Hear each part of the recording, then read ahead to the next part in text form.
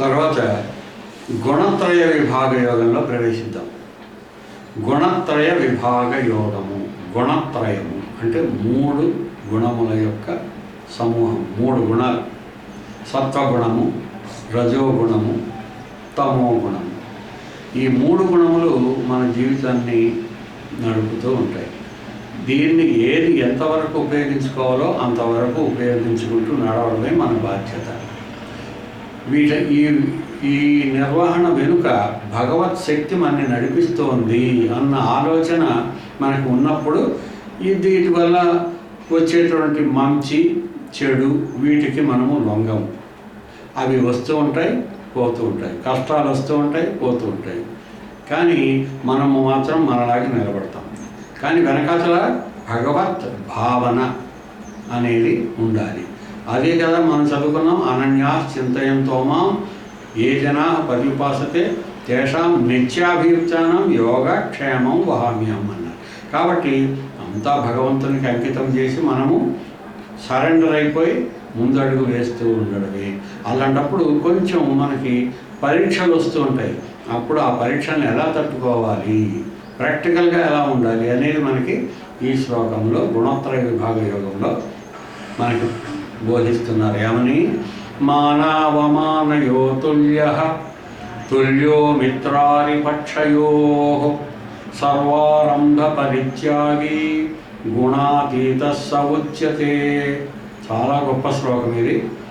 మనకి మన కర్తవ్య నిర్వహణలో కొన్ని ప్రశ్నలు ఎదురవుతూ ఉంటాయి, కొన్ని అవమానాలు పొందుతూ ఉంటాం. ఒక్కో చోట ఎవరో గౌరవిస్తారు, ఒక్కో చోట మనల్ని అర్థం చేసుకోకుండా కొంచెం విమర్శిస్తారు, అవమానం పొందుతూ ఉంటాం. ఎవడు మన మిత్రుడో ఎవరు మన శత్రువో తెలియకుండా ఉంటాం. అలాంటప్పుడు ఎలాంటి ఈ పరిస్థితుల్లో ఎలా నిలబడాలి అనేటువంటి సందేహం మనకు కలిగినప్పుడు పరమాత్మ ఈ మార్గనిర్దేశకత్వాన్ని, ఈ విషయాన్ని మనకి హెచ్చరించి చెప్పారు, ఎలా ఉండాలో చెప్పారు. ఇలాంటి సందేహాలు వచ్చినప్పుడు ప్రాక్టికల్గా మనం చేస్తున్నప్పుడే వస్తాయి సమస్యలు. ఆ సమస్యలు వచ్చినప్పుడు ఈ భగవద్గీతను మనము ఉదాహరణగా తీసుకుని ఇందులో చెప్పిన సూచనని పాటించాలి. ఏమంటున్నారు ఆయన? మాన అవమానయో తుల్యః, మాన అవమానయో తుల్యః తుల్యో మిత్ర అరిపక్షయోః సర్వ ఆరంభ పరిత్యాగి గుణాతీతః స ఉచ్యతే. గుణాతీతః స ఉచ్యతే, గుణాలకి అతీతంగా ఉన్నాడు అనేటటువంటి ఒకానొక అభిప్రాయం కలిగించాలంటే మనము గుణాతీతులమై ఉండాలి. అంటే త్రిగుణాతీతులమై ఉండాలంటే సత్వరజస్తమో గుణాలకి అతీతంగా ఉండి ఆ సత్వగుణము మనకి అవసరమైనప్పుడు దాన్ని పిలిచి ఉపయోగించుకుని పంపించేయాలి. రజోగుణము అప్పుడప్పుడు కోపం తెచ్చుకోవాల్సిన పరిస్థితి వస్తుంది. ఆ కోపంలో మనం నివసించకూడదు. ఆ కోపం అవసరానికి ఉపయోగించుకొని పంపించేయాలి. ఎంతవరకు ఇతరులకి హాని చేయకుండా ఉంటుందో, మనకి హాని చేయకుండా ఉంటుందో అంతవరకు. అంటే ఉపాధ్యాయుడు కోపం నటించి పిల్లల చేత హోంవర్క్ చేయించినట్టు అన్నమాట. హోంవర్క్ చేయని వాడిని కోపపడితే ఆ కోపానికి భయపడి మర్నాడు హోంవర్క్ చేస్తాడు పిల్లవాడు. కాబట్టి కోపం నటించాల్సిన అవసరము తరగతి గదిలో ఉపాధ్యాయుడికి ఉంది. అంతేగాని నిజంగా కోపంలో నివాసం చేసి ఆ కుర్రాన్ని పట్టుకు 4 బాధితే తల్లిదండ్రులు వచ్చి ఆ మర్నాడు ఉపాధ్యాయుడిని కొట్టడం, పెద్ద గొడవలు చేయడం అనేది జరుగుతుంది. కాబట్టి కోపం అక్కడ ఉపయోగించుకుంటున్నాడు. హీఈస్ యాక్టింగ్ హిజ్ యాంగర్, ఆ ర్యాత్ అనేదాన్ని ఆయన సమయంలో విద్యార్థిని కర్తవ్య నిర్వహణ వైపు మరల్చడం కోసం ఉపయోగించుకుని మళ్ళీ పంపించేస్తాడు. అలాగా రజోగుణాన్ని ఉపయోగించుకుని, అలాగే తమో గుణాన్ని ఉపయోగించుకుని పంపించాడు తప్ప ఆ గుణాల్లో నివాసం ఉండకూడదు. మాన అవమానయో తుల్యః, మానము ఎవరైనా, మానం అంటే గౌరవించడం. ఎవరైనా మనని గౌరవించితే కళ్ళు నెత్తికెక్కేయకూడదు, పొంగిపోకూడదు, ఉబ్బిపోకూడదు. అవమానయో తుల్యః, అవమానం ఎవరైనా మనని నిందించి మాట్లాడినా విమర్శించినా కుంగిపోకూడదు, పొంగిపోకూడదు, కుంగిపోకూడదు. 2 సందర్భాల్లోనూ కూడా శాంతంగా, సమానంగా, ఓర్పుగా, సహనముగా, మంచిగా, చిరునవ్వు నవ్వుతూ ఉండగలిగిన వాడే మాన అవమానములను తుల్యముగా, సమానముగా స్వీకరించిన వాడు అవుతాడు. మాన అవమానయో తుల్య. You should be beyond all these types of attractions. ఎవరో పొగడాలి, ఎవరు నన్ను విమర్శించకూడదు, రెండు తప్పే. తుల్యో మిత్ర అరిపక్షయో. తుల్య మిత్ర అరిపక్షయో. వీడు నా యొక్క నేస్తం, వీడు నాకు నెచ్చలి, వీడు నాకు మిత్రుడు, ఇతడు నాకు చాలా నా శ్రేయోభిలాషి, ఇతడు నాకు శత్రువు, ఇతడు నా విరోధి అనేటువంటి తేడా మన దృష్టిలో ఉండకూడదు. దశరథుడు ధర్మరాజు అజాత శత్రువు అని పేరు కలిగినటువంటి. అజాత శత్రువు అంటే శత్రువు అనేవాడు ఎవరు ఆయనకి పుట్టనే లేదు. అంటే ఆయన మనస్సులో there is no place for enmity thought of enmity in his we are thinking, in his brain, in his thought, in his thinking there is no enmity. అది అవసరమైతే ఎవరిని శిక్షించాలో వాడిని శిక్షిస్తాడు. అక్కడ అవసరమైన ఎవరితో వచ్చినప్పుడు ఏ వ్యవహారంలో ఎక్కడ ఏ అనుభవంలో ఎలా వ్యవహరించాలో వ్యవహరిస్తాడే తప్ప మనస్సులో శత్రుభావన అనేది ఉండదు. ఆ రైవల్రీ అనేటటువంటి దానికి మనస్సులో స్థానము లేదు. అలా ఉన్నవాడు మిత్ర అరిపక్షయో తుల్య, మాన అవమానయో తుల్య. గౌరవమునకు అగౌరవమునకు, మానవమునకు అవమానమునకు, మిత్రత్వమునకు శత్రుత్వమునకు అతీతుడై ఉండాలి. మానవమానయో తుల్య తుల్యో మిత్రారిపక్షయో.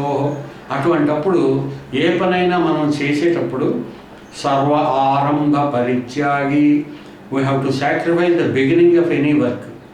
అంటే బిగినింగ్ అనేది మన మనస్సులో ఒక ఫలితాన్ని దృష్టిలో పెట్టుకుని చేయకూడదు. ఈ పని చేయడం వల్ల నాకు ఈ లాభం వస్తుంది, ఈ పని చేయడం వల్ల నాకు కలిగే ప్రయోజనం ఇది, నేను చాలా గొప్పవాడినైపోతా అనుకుంటూ చేయకూడదు ఎప్పుడు కూడా. సర్వ ఆరంభ పరిత్యాగి, sacrificing the beginning with a sort of expectation. అంటే ఒక ప్రయోజనాన్ని దృష్టిలో పెట్టుకోకుండా తనకు ఎదురుగా ఉన్న పనిని కర్తవ్య నిర్వహణగా 100% న్యాయముగా, శ్రద్ధతో, చక్కగా, నేర్పుగా, చాకచక్యముగా, కౌశల్యముగా నిర్వహించేటటువంటి వాడు మాన అవమానమునకు అతీతుడు, మిత్రపక్షమునకు పక్షపాతమునకు మొదలైన వాటికి అతీతుడై ఉంటాడు. అలాంటి వాడిని గుణాతీతుడు అంటాడు. కాబట్టి సర్వ ఆరంభ పరిత్యాగి, కర్తవ్య నిర్వహణలో ఏ రకమైనటువంటి ప్రయోజనాన్ని ఆశించకుండా ఒక పని తన వద్దకు వచ్చి పూర్తి చేయబడి వెళ్ళిపోతూ ఉండాలి. మళ్ళీ ఇంకో పని వస్తుంది, తన చేత పూర్తి కాబడి వెళ్ళిపోతూ ఉంటుంది. ఇలాగే మనలాగే ఉండాలి. కర్తవ్యాలు వస్తూ ఉంటాయి, పెడుతూ ఉంటాయి. మనం వాటికి లొంగిపోకూడదు, లాభాలకి మురిసిపోకూడదు, నష్టాలకి కుంగిపోకూడదు, పొగడ్తలకి పొంగిపోకూడదు, విమర్శలకి మొదలైన వాటికి ఇతరులు ద్వేషించినట్లయితే మనం కుంగిపోకూడదు. అలా పొంగిపోవడం కుంగిపోవడం అనేది లేకుండా ఈ రకమైన వాటికి అతి బలహీనతకి అతీతముగా ఎవరైతే ఉంటారో వాళ్ళు సరైనటువంటి గుణాతీతుడు అవుతాడు. అంటే సత్వరజస్తమో గుణాలకి అతీతుడు అవుతాడు. అంటే అత్రి మహర్షితో సమానుడు అవుతాడు. త్రయాణం గుణానాం అతీత అత్రి మహర్షి. 3 గుణాలకి అతీతుడు ఎవరైతే ఉన్నాడో ఆయన్ని అత్రి మహర్షి అంటాడు.